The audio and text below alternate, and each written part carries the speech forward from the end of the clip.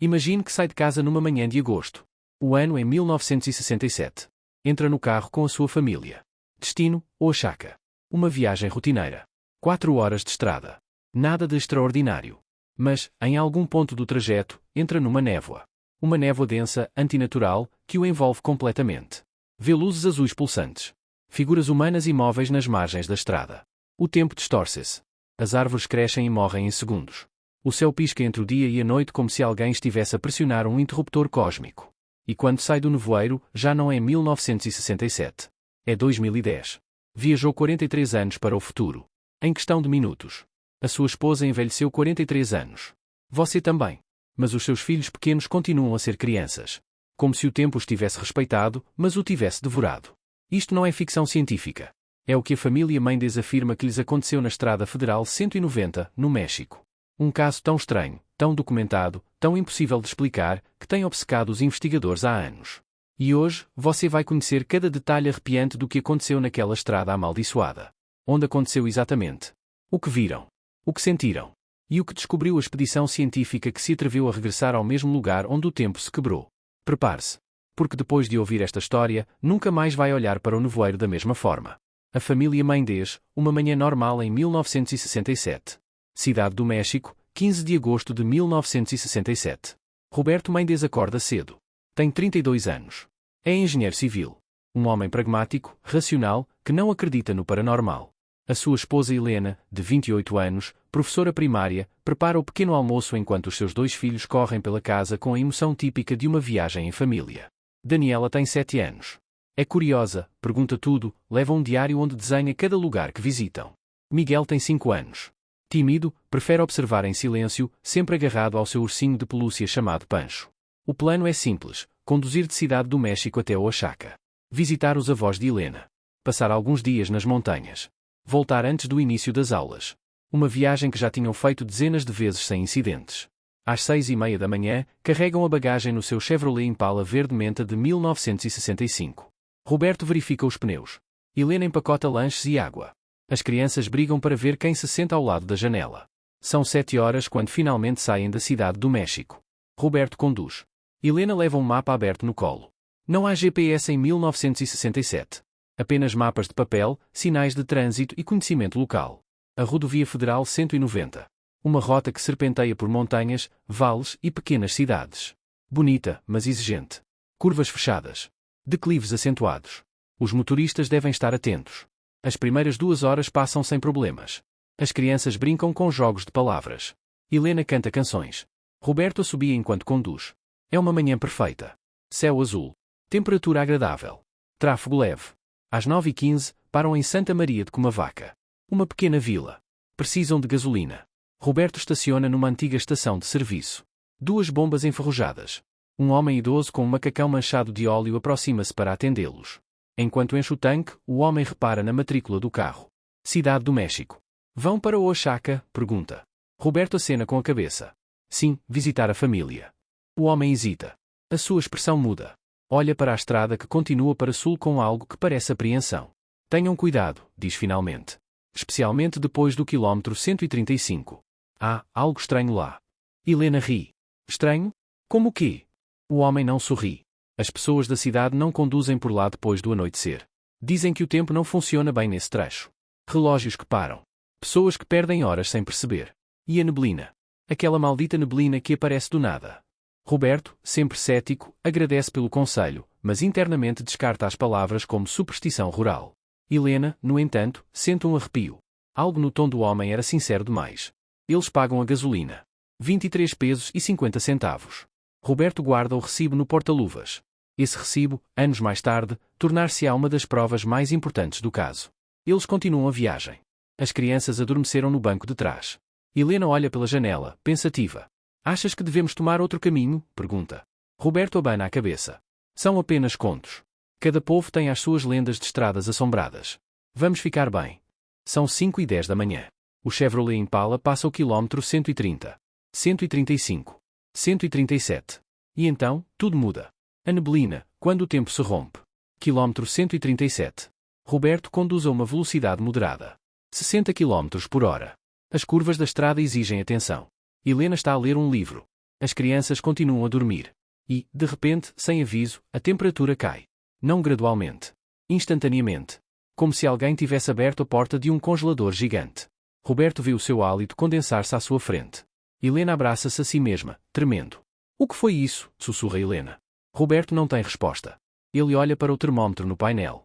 5 minutos atrás, marcava 23 graus. Agora marca 7. Uma queda de 16 graus em segundos. E então aparece o nevoeiro. Ele não vem rolando das montanhas. Não se aproxima gradualmente. Simplesmente se materializa ao redor do veículo. Denso. Opaco. De uma cor cinza prateada que parece brilhar com luz própria. Roberto acende os faróis. O feixe de luz penetra apenas 1 metro na neblina antes de ser completamente absorvido. É como dirigir dentro de uma nuvem sólida. Ele reduz a velocidade para 30 km por hora. Depois para 20. Depois para 10. Não consegue ver além do capô do carro. As linhas da estrada desapareceram. Não sabe se continua na sua faixa. Não sabe se há outros veículos por perto. Roberto, pare, implora Helena. A sua voz treme. Não posso, responde ele.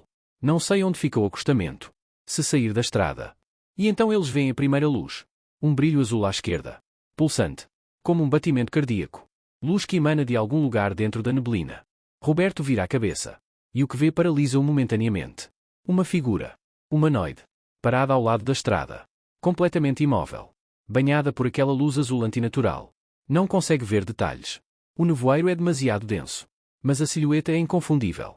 Forma humana. Braços. Pernas. Cabeça. Mas há algo profundamente errado nela. A postura é demasiado rígida. Como um manequim. Como uma estátua. Helena, estás a ver aquilo? Sussurra Roberto. Helena olha. E vê não apenas uma figura. Vê dezenas. Em ambos os lados da estrada. Filas de silhuetas humanas. Todas imóveis. Todas banhadas por uma luz azul pulsante. Como guardiões silenciosos desta estrada amaldiçoada. No banco de trás, Miguel acorda. Mãe, diz ele com voz sonolenta. Quem são essas pessoas? Helena não consegue responder. A sua garganta está fechada de terror. E então, o pulsar de luz azul intensifica-se. Já não vem apenas dos lados. Vem de todas as direções. O interior do carro enche-se com aquele brilho frio. E com a luz, vem um som. Um zumbido de baixa frequência. Tão grave que não se ouve com os ouvidos, mas se sente nos ossos. Nos dentes. No peito. O painel do carro começa a funcionar mal. As agulhas do velocímetro giram loucamente. O indicador de combustível salta entre vazio e cheio. O rádio, que estava desligado, liga sozinho. Estática. Depois, fragmentos de vozes. Palavras em espanhol, mas com sotaques estranhos. Frases sem sentido. Protocolo temporário ativado, deslocamento confirmado, sujeitos entrando no corredor. Roberto bate no rádio para desligá-lo. Mas ele continua a emitir essas vozes fantasmagóricas. E então acontece o impossível. Daniela, que agora também está acordada, aponta pela janela. Pai! As árvores! Roberto olha. E a sua mente se recusa a processar o que vê. As árvores ao lado da estrada estão se movendo. Não balançando com o vento. Estão crescendo. A uma velocidade visível. Em segundos, uma árvore jovem brota do solo, expande-se, desenvolve ramos, floresce, dá frutos, murcha, morre e transforma-se num tronco podre. Tudo numa questão de 5 segundos. É como ver um filme em avanço rápido. Mas isto não é um filme. Isto está a acontecer diante dos seus olhos. Helena grita.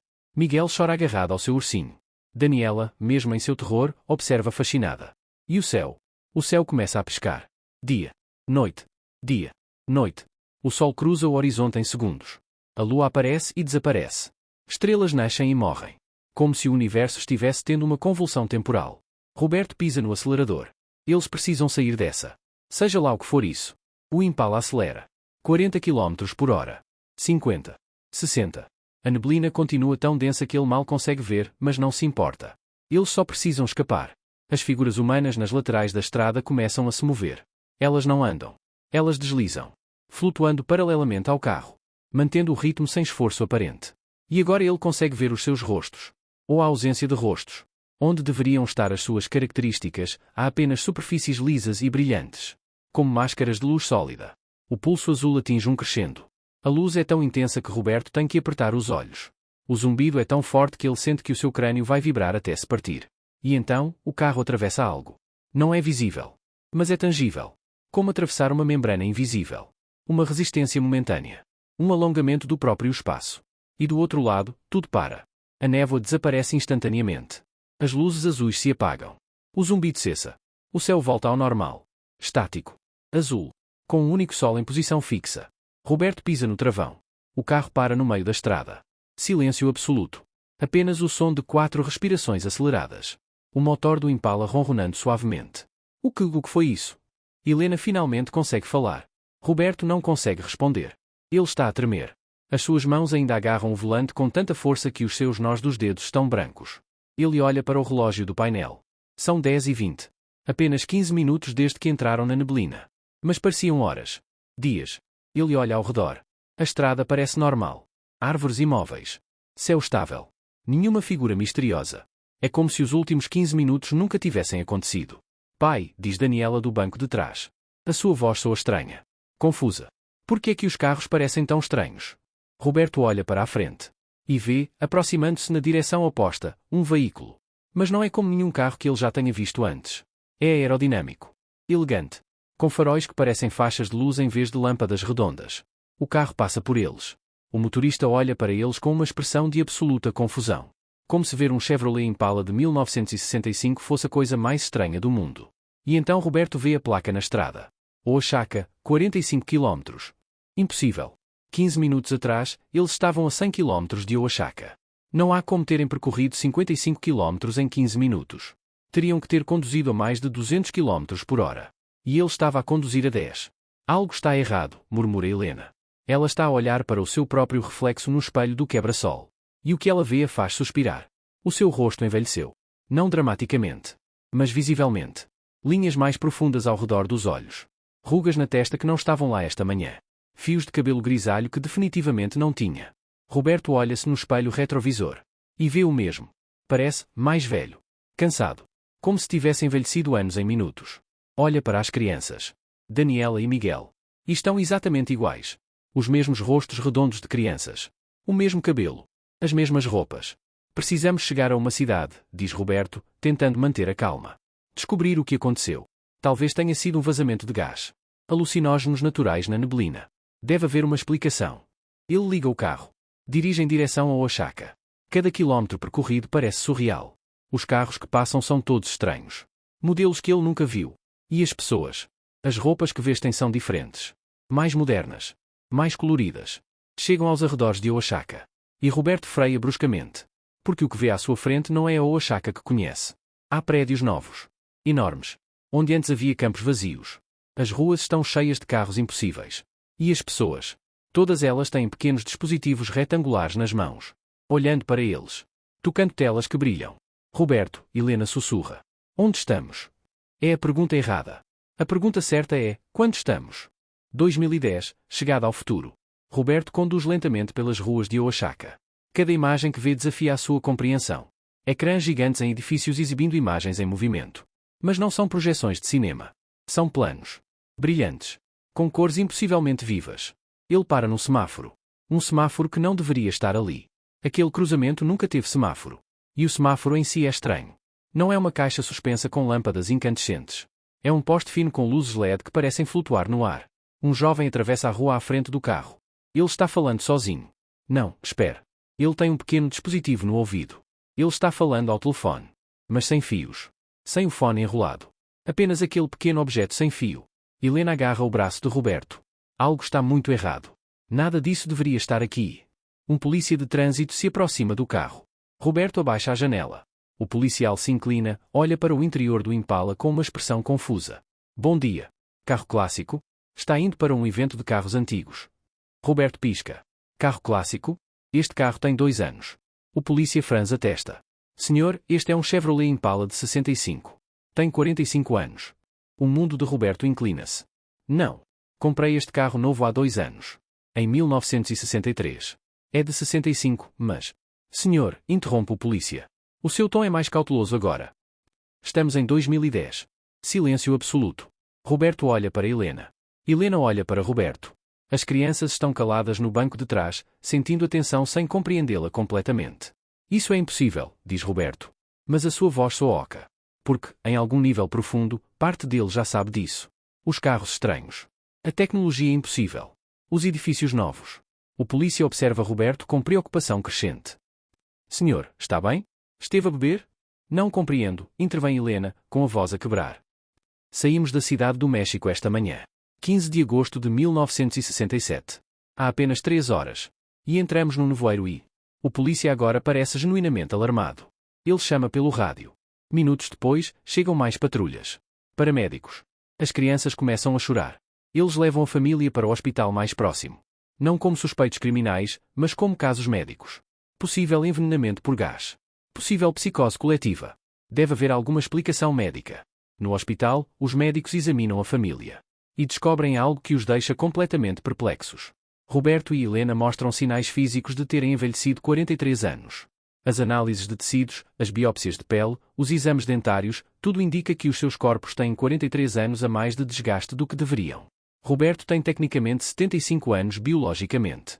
Embora a sua certidão de nascimento, que ainda guarda na carteira, diga que nasceu em 1935, o que o tornaria 32 anos em 2010. Mas Daniela e Miguel, as crianças, os seus exames médicos mostram que têm exatamente 75 anos, respectivamente. Sem envelhecimento anormal. Como se o tempo tivesse decidido afetá-los seletivamente. Os registros são verificados. Roberto Mendes foi dado como desaparecido em agosto de 1967. Ele, a sua esposa e os seus filhos nunca foram encontrados. Caso arquivado como provável sequestro ou acidente sem corpos recuperados. E agora estão aqui, em 2010, com evidências físicas da sua viagem no tempo. O governo mexicano envolve-se. Não como repressores, mas como investigadores. Porque se isto é real, se esta família realmente atravessou 43 anos em minutos, então as implicações são monumentais. Quilómetro 137, a Zona Silenciosa. Dr. Ramón Castillo. Físico teórico da Universidade Nacional Autónoma do México. Especializado em anomalias eletromagnéticas. Quando ouve falar do caso Mendes, reconhece imediatamente padrões que vem estudando há anos. O quilómetro 137 da Rodovia Federal 190 explica aos investigadores do governo. É uma zona de anomalia conhecida localmente, mas nunca investigada cientificamente. Até agora. Castilho recolheu depoimentos de dezenas de motoristas que relataram experiências estranhas nesse trecho. Relógios que param. Bússolas que giram descontroladamente. Rádios que captam sinais impossíveis. Mas ninguém havia relatado um deslocamento temporal completo. Até os Mendes. Há algo debaixo da terra, diz Castilho. 50 metros de profundidade. Uma estrutura. Não natural. Emite pulsos eletromagnéticos regulares. Como um batimento cardíaco. A cada 3,5 segundos. Esses pulsos criam o que eu chamo de bolha temporal. Uma zona onde o tempo local fica desincronizado do tempo global. Organiza uma expedição. 19 de agosto de 2010. Cientistas. Técnicos. Pessoal militar. E Roberto Mendes. Roberto insiste em ir precisa de entender o que aconteceu à sua família. Helena fica com as crianças sob proteção policial. Porque se há algo perigoso naquela estrada, as crianças não devem ser expostas novamente. A expedição parte ao amanhecer. 3 veículos. Equipados com instrumentos de medição eletromagnética. Gravadores de vídeo. Sensores de radiação. Estão preparados para qualquer eventualidade. Ou é o que pensam. Chegam ao quilómetro 137 às 9 da manhã. A zona parece completamente normal. Estrada asfaltada. Árvores. Montanhas à distância. Céu azul limpo. Sem neblina. Mas os instrumentos contam outra história. Os medidores eletromagnéticos registram flutuações massivas. Picos de energia que aparecem e desaparecem sem fonte visível. As bússolas giram descontroladamente. Os dispositivos GPS mostram localizações que saltam erraticamente. É como se estivéssemos na interseção de múltiplos campos gravitacionais, murmura Castilho, estudando as leituras. Eles decidem estabelecer um perímetro. Marcam a área onde as anomalias são mais fortes. Um trecho de aproximadamente 200 metros. Do quilómetro 136.8 ao 137.2. Às 10 da manhã, algo muda. A temperatura cai. Exatamente como Roberto descreveu. Os cientistas medem 18 graus Celsius. Depois 15. Depois 12. 10. 8. Em menos de um minuto. E o nevoeiro aparece. Não gradualmente. De repente. Uma parede de nevoeiro que se materializa como se alguém tivesse ativado um interruptor. Envolve os veículos. A visibilidade cai para menos de 2 metros. Os investigadores estão aterrorizados, mas fascinados. Estão a testemunhar exatamente o que os Mendes descreveram. Isto é real. Isto está a acontecer. E então eles veem as luzes. Azuis. Pulsantes. E as figuras. Silhuetas humanas. Dezenas delas.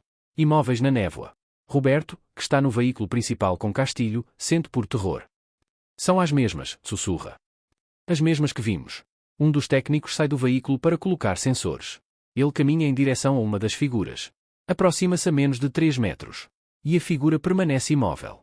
Estática. O técnico aproxima-se ainda mais. A 2 metros. 1 metro. E quando está prestes a tocá-la, a figura se dissolve. Como fumo. Como se nunca tivesse estado lá. Vocês gravaram, grita Castilho. As câmaras estavam a filmar. Têm provas. Mas então, o pulso azul intensifica-se. Exatamente como Roberto descreveu. E as árvores? As árvores começam a comportar-se de forma impossível. A crescer. A morrer. Em segundos. Castilho olha para o relógio. Os ponteiros giram loucamente. Para a frente. Para trás. Como se o próprio tempo se tivesse tornado líquido. Saiam daqui, ordena ele. Agora. Os veículos arrancam. Aceleram. Atravessam o nevoeiro. E quando emergem do outro lado, o nevoeiro desaparece instantaneamente. Como se nunca tivesse existido. Eles verificam os relógios. Perderam tempo. Os relógios sincronizados antes de entrarem na zona agora mostram horas diferentes. Um está 2 horas adiantado. Outro está 30 minutos atrasado. Outro completamente parado. E quando verificam as gravações de vídeo, descobrem algo assustador. As câmaras gravaram toda a experiência. Mas o timestamp do vídeo não coincide. O vídeo mostra que estiveram na neblina durante 15 minutos. Mas, de acordo com os seus relógios pessoais, passaram apenas 3 minutos. O tempo dentro dessa zona não funciona normalmente. Dilata-se. Comprime-se. Dobra-se. A estrutura subterrânea. Castilho apresenta as suas descobertas às autoridades. Há algo enterrado ali. 50 metros abaixo da superfície. Os meus instrumentos detectam uma geometria que não é natural. Ângulos perfeitos. Superfícies planas. Metálicas. Emitindo radiação eletromagnética em padrões regulares. O que acha que é? Pergunta o diretor da investigação. Castilho hesita. Porque a resposta que tem parece ficção científica. Acho que é tecnologia. Muito antiga ou muito avançada. Possivelmente ambas. E acho que está a criar o que na física teórica chamamos de corredor temporal. Uma rota que permite o deslocamento através do tempo. Quem a construiu? Não sei. Mas há teorias. Civilização pré-colombiana com conhecimentos perdidos. Visitantes extraterrestres. Ou algo ainda mais estranho, nós mesmos no futuro, construindo-a no passado. A decisão está tomada, não escavar. Não interferir.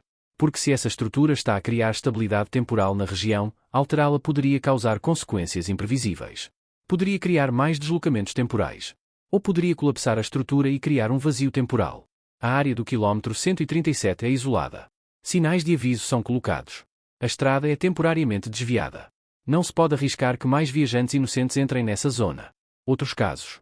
Durante a investigação, Castilho descobre que os Mendes não são os únicos. Há outros casos documentados na mesma zona. Carlos Mendoza. 1982. Ele conduziu por essa secção. Perdeu 4 horas que não consegue explicar. Mas quando finalmente saiu da zona, descobriu algo perturbador. Tinha rejuvenescido. O seu cabelo grisalho tinha recuperado a cor. As rugas no seu rosto tinham suavizado. Como se o tempo tivesse corrido para trás para ele. Eugenio Ramírez. 1954. Desapareceu no quilômetro 137. Nunca foi encontrado. A sua família comunicou o desaparecimento. A busca foi exaustiva. Mas não havia vestígios dele nem do seu veículo. Como se tivesse evaporado. Será que Eugenio Ramírez também viajou no tempo? Será que está vivo em outra época? O legado dos Mendes. A família Mendes nunca conseguiu voltar à sua vida normal. Porque a sua vida normal era em 1967. Todos os que conheciam estavam mortos ou muito idosos. A sua casa tinha sido vendida décadas atrás. Os seus empregos não existiam. Roberto tenta adaptar-se. Aprende sobre a tecnologia moderna. Os smartphones. A internet. Os computadores. Tudo é avassalador. Fascinante e assustador ao mesmo tempo. Helena luta com a perda de tudo. A sua família. Os seus amigos. A sua época. Sente-se como uma refugiada temporária. Uma deslocada, não de um lugar, mas de um momento. As crianças, paradoxalmente, adaptam-se mais facilmente. Daniela e Miguel, mesmo com 7 e 5 anos, têm a plasticidade mental da infância. Para eles, esta nova época é uma aventura estranha. O governo mexicano dá-lhes assistência. Novas identidades. Documentos que refletem a sua realidade impossível. Uma casa. Subsídio. Terapia psicológica. Mas nada pode devolver o que perderam, o seu tempo. Conclusão: o que realmente aconteceu? O que aconteceu à família Mendes? As teorias são múltiplas. Teoria 1. Portal temporal natural. A estrutura sob o quilômetro 137 é um fenómeno geológico natural que, sob certas condições eletromagnéticas, pode criar bolhas temporais. Os Mendes simplesmente tiveram a má sorte de passar por uma quando ela estava ativa. Teoria 2. Tecnologia antiga. Uma civilização pré-colombiana, muito mais avançada do que imaginamos, construiu esta estrutura com propósitos que não compreendemos. Talvez um templo. Talvez um observatório temporal. e continua ativa após séculos. Teoria 3. Intervenção extraterrestre. As figuras humanas no nevoeiro. As luzes azuis. Seriam entidades não humanas observando um experimento? Estudando como os humanos reagem ao deslocamento temporal? Teoria 4. Experimento do futuro. Nós mesmos, num futuro distante, construímos essa estrutura. Como um experimento. Ou como uma forma de observar o passado. Os Mendes foram sujeitos involuntários num estudo temporal conduzido pelos nossos descendentes. Não há respostas definitivas. Apenas perguntas. E uma família que viveu o impossível. O caso Mendes permanece oficialmente sem solução. Os arquivos estão selados. A zona está isolada. E a autoestrada 190 continua a ser percorrida por milhares de condutores todos os anos, a maioria sem saber o que se encontra sob o quilómetro 137. Mas alguns sabem. Os moradores locais. Aqueles que ouviram as histórias. Eles evitam essa secção. Especialmente quando vêem neblina se formando.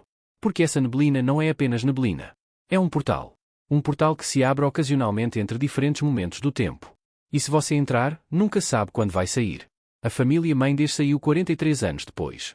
Outros perderam horas. Alguns rejuvenesceram. E alguns, como Eugenio Ramírez, nunca saíram.